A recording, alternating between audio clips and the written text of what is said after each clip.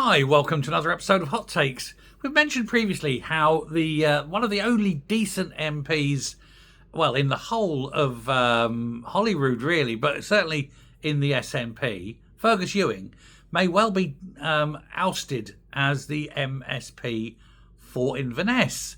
They're now looking, the SNP are now looking at bringing in more rule changes so that it's not a case of them disbarring him, or of them not selecting him, which might be embarrassing, but by having a rule change which he finds that then he is disbarred himself because of his actions. That is the way of the SNP trying to save face.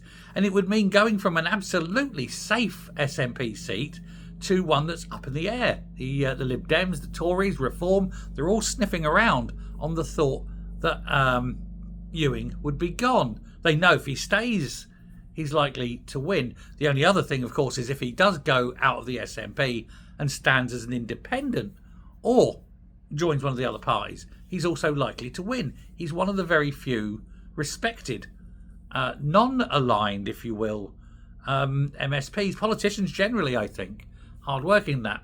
But the story, we got the story from the Inverness Courier, of all places. Well, it's quite apt, his hometown.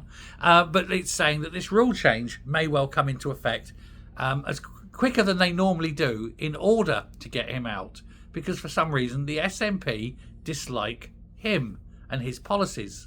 And yet he has been consistently pro-independence and consistently critical of the stupidity of some of the other members.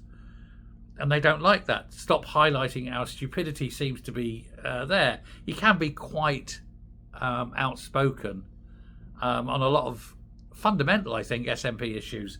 But it's not likely to go down well if they do disbar him with the voters of Inverness. I think they would alienate the SNP, or this would alienate the SNP from the voters. And it's unlikely that even if they fielded a candidate, that candidate would do any better. So it looks like it really is down to a seat based on personality. And the thing with Fergus Ewing is he's well respected and liked. He's everyone's favourite uncle. And he's a man who works hard. He means what he says. He's not two-faced. God forbid, I'd go so far as to say he's honest. That's a hell of a thing for a politician. Who knows? But this is a story that's going to run and run. We don't know who is aiming to get rid of him yet.